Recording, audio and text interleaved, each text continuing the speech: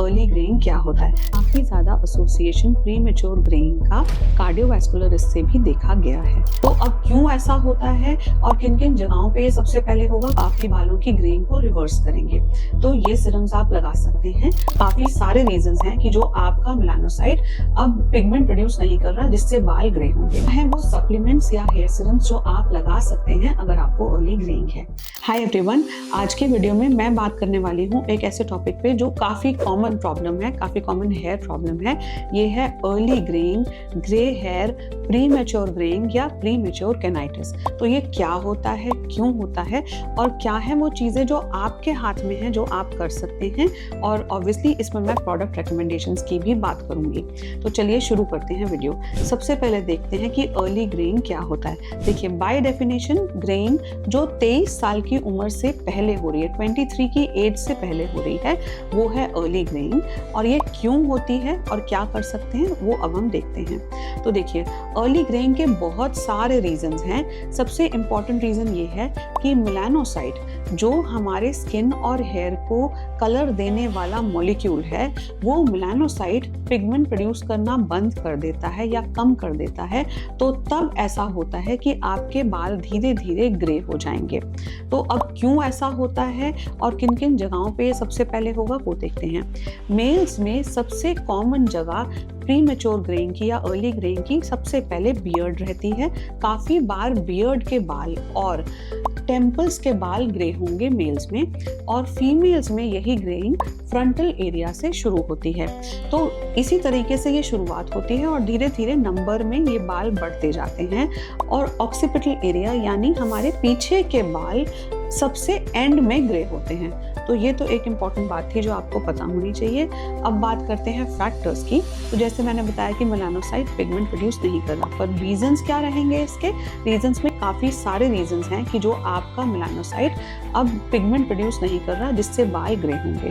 तो इसमें रीजंस में सबसे कॉमन रीजन होता है जेनेटिक्स। तो काफ़ी बार ये होता है कि पेरेंट्स के भी बाल कम उम्र में ग्रे हुए, इस वजह से आपके साथ भी ऐसा हो रहा है। लेकिन मैं अग्री करती हूँ, बहुत सारे लोग ऐसे हैं जिनमें जीन्स बिल्कुल भी नहीं हैं, जेनेटिक फैक्टर्स नहीं हैं, और फिर भी उनके बाल कम उम्र में ग्रे हो रहे हैं। तो उसके क्या कॉमन रीजंस रह सकते हैं। तो कॉमन रीजंस में एक है nutritional deficiencies, vitamin D, B12 या फिर iron deficiency, zinc deficiency, calcium deficiency की वजह से ये बहुत कॉमन है। उसके अलावा थायराइड एक कॉमन प्रॉब्लम है जिसमें अर्ली ग्रेइंग होती है। और यूवी रेडिएशंस की वजह से ऑक्सीडेटिव स्ट्रेस हो जाता है। तो यूवी रेडिएशंस और पोल्यूशन जो ऑक्सीडेटिव स्ट्रेस करते हैं उसकी वजह से कई बार ग्रेइंग होती है। तो जो कहते हैं कि हमने धूप में बाल सफ़ेद नहीं किए, तो वो यही रीज़न है कि एक्चुअली धूप की वजह से, यूवी रेडिएशंस की वजह से बाल ग्रे होते हैं। तो यूवी रेडिएशंस की वजह से और पोल्यूशन की वजह से। एक और फैक्टर जो बहुत इंपॉर्टेंट है वो है स्मोकिंग। तो स्मोकिंग से भी बाल ग्रे होते हैं। ये सारी चीज़ें एक्चुअली करती क्या हैं, UV radiation, pollution, stress, smoking, इन सब से हमारे शरीर में ऑक्सीडेटिव स्ट्रेस बढ़ता है। तो जब ऑक्सीडेटिव स्ट्रेस बढ़ेगा तो फ्री रेडिकल डैमेज होगा, और फ्री रेडिकल डैमेज से, ऑक्सीडेटिव स्ट्रेस से धीरे धीरे बाल ग्रे होना शुरू हो जाएंगे, और ये बहुत कम एज में शुरू हो जाएगा। अब आते हैं इस वीडियो के सबसे इंपॉर्टेंट सेगमेंट में जिसका आपको इंतजार था। वो है कि क्या है वो सप्लीमेंट्स या हेयर सीरम्स जो आप लगा सकते हैं अगर आपको अर्ली ग्रेइंग है।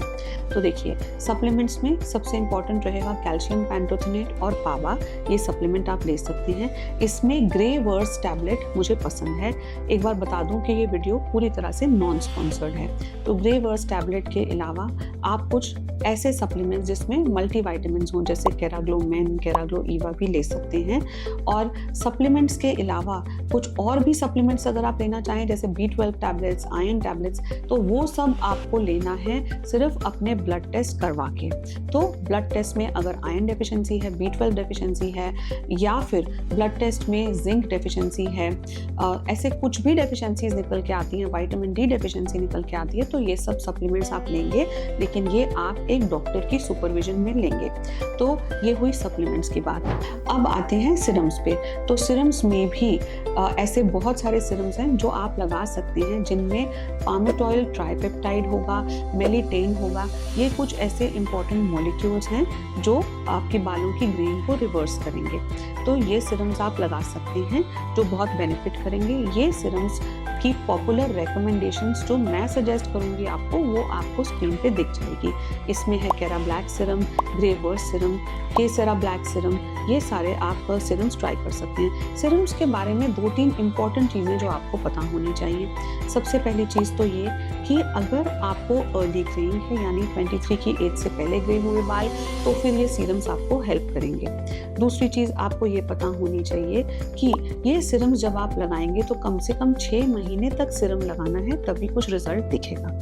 थर्ड बात ये है कि जब आप सीरम लगाते हैं तो इम्पॉर्टेंट ये रहेगा कि प्रेफरेबली आप ये सीरम मॉर्निंग में लगाएं। ऐसा इसलिए कि काफ़ी सारे सीरम्स में कुछ ऐसे मॉलिक्यूल्स होते हैं कि जो आप मॉर्निंग में लगा के स्कूल जा रहे हैं, कॉलेज जा रहे हैं, स्कूल कॉलेज इसलिए कह रही हूँ कि 40s की एज में आप ये सीरम से कुछ भी एक्सपेक्ट ना करें। तो अगर आप स्कूल जा रहे हैं, कॉलेज जा रहे हैं सीरम लगा के, तो कई बार ये मॉलिक्यूल्स धूप की वजह से एक्टिवेट हो जाते हैं, तो रिजल्ट्स और सुपीरियर होते हैं। तो प्रेफरेबली आप ये सीरम मॉर्निंग में लगाएं।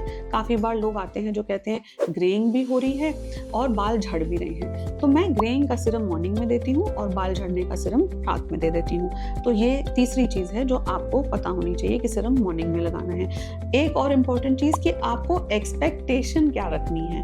तो देखिए, एक्सपेक्टेशन इतनी ज़्यादा नहीं रखें। 6 महीने में रिजल्ट आएगा और बहुत स्लो रिजल्ट है। जब आप लगाना छोड़ेंगे सीरम को तो बाल वापस से ग्रे हो सकते हैं। और एक और इम्पॉर्टेंट बात, सीरम्स मैंने देखा है कि सर के बालों में काफ़ी अच्छा काम फिर भी करते हैं, लेकिन बियर्ड ग्रेइंग में उतना अच्छा काम नहीं कर रहे हैं। तो ये चीज़ें आपको पता होनी पड़ेंगी इससे पहले कि आप अपना टाइम, एनर्जी और पैसा इन्वेस्ट करें। चलिए आगे बढ़ते हैं। ग्रे हेयर की टैबलेट, न्यूट्रिशनल डेफिशिएंसीज की टैबलेट और ग्रे हेयर के सीरम्स के अलावा 2 और इम्पॉर्टेंट प्रोडक्ट्स हैं जो आप कंसिडर कर सकते हैं। ऑब्वियसली इसमें एक और कैटेगरी आती है हेयर कलर्स की। तो हेयर कलर्स में मैं क्या देना चाहूँगी वो भी बता देती हूँ। हेयर कलर आप जो लगा रहे हैं उससे आप कंफर्टेबल हैं तो वही चलेगा। लेकिन अगर आप कोई भी रेगुलर हेयर कलर लगा रहे हैं और उससे आपको एलर्जी हो रही है, जैसे हेयर डाई से एलर्जी कॉमन है, तो उस केस में आप ट्राई कर सकते हैं ऐसे हेयर कलर्स जो अमोनिया फ्री तो हैं ही, लेकिन साथ ही ऑर्गेनिक वेजिटेबल हेयर कलर्स हैं जिनमें बहुत ज़्यादा केमिकल्स नहीं हैं। और अगर आप मुझे रेगुलरली फॉलो करते हैं तो आपको पता होगा कि मुझे इंडिगो बेस्ड हेयर कलर्स बिल्कुल भी पसंद नहीं हैं। तो ये इंडिगो बेस्ड हेयर कलर्स जो केमिकल फ्री हैं और ऑर्गेनिक हैं, इनको मैं रेकमेंड नहीं करूँगी। ये आप स्क्रीन पे देख रहे हैं। और मेरी रेकमेंडेशन जो indigo free, chemical free, organic hair colours की है वो भी आप स्क्रीन पे देख सकते हैं। तो ये हुई बात हेयर कलर्स की। अब एक और कैटेगरी जो इम्पोर्टेंट हो सकती है, क्योंकि हमने बात की कि यूवी रेडिएशन से भी बाल ग्रे हो रहे हैं, तो बहुत सारे ऐसे हेयर सीरम्स आजकल अवेलेबल हैं जो हीट प्रोटेक्टेंट के अलावा यूवी प्रोटेक्टेंट भी हैं। तो अगर आपका काम ऐसा है कि आपको बहुत ज़्यादा धूप में रहना होता है तो आप ये सीरम्स ट्राई कर सकते हैं। इनकी मेरी रिकमेंडेशन आपको स्क्रीन पे दिख जाएगी। विटामिन के टेस्ट जब आप करा रहे हैं तो आयरन, विटामिन डी, B12 के अलावा एक और टेस्ट जो आपने ज़रूर करवाना है वो है थायराइड, क्योंकि थायराइड से भी अर्ली ग्रेइंग एसोसिएटेड है, तो वो टेस्ट कराने में भी कोई नुकसान नहीं है। तो ये तो हुई ब्लड टेस्ट की बात। अब आते हैं एक ऐसे सेगमेंट पे जो बहुत ज़रूरी है डिस्कस करना, लेकिन आपको थोड़ा बोरिंग लग सकता है। ये सेगमेंट कि हम क्या कर सकते हैं अपने लाइफस्टाइल में चेंजेस जिसकी वजह से ग्रेइंग जल्दी ना हो। इसमें सबसे इंपॉर्टेंट है न्यूट्रिशनल डेफिशिएंसीज को कवर अप करना, क्योंकि आप सारी जिंदगी तो विटामिन सप्लीमेंट्स में नहीं रह सकते।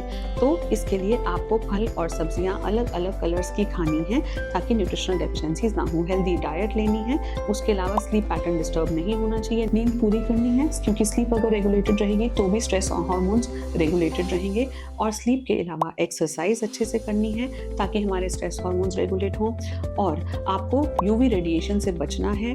अगर आप हीट स्टाइलिंग ज़्यादा कर रहे थे तो उसे रिड्यूस करना है। सबसे इम्पॉर्टेंट है स्मोकिंग को कम करना है ताकि धीरे धीरे हम बंद कर सकें, क्योंकि स्मोकिंग के ऑब्वियसली और भी ज़्यादा नुकसान है। हीट स्टाइलिंग अप्लायंसेस कम से कम यूज़ करने हैं। एक और इम्पॉर्टेंट बात जो मैं आपसे शेयर करना चाहती थी, लेटेस्ट कुछ स्टडीज़ ये बताती हैं कि काफ़ी ज़्यादा एसोसिएशन प्रीमेच्योर ग्रेइंग का कार्डियोवैस्कुलर रिस्क से भी देखा गया है। तो अगर आपको अर्ली ग्रेइंग है तो प्लीज़ वैसे भी अपनी हेल्थ का ध्यान रखें। स्ट्रेस, स्मोकिंग, और एक्सरसाइज, ये सारी चीज़ों का आपको ध्यान रखना है और डाइट हेल्दी लेनी है।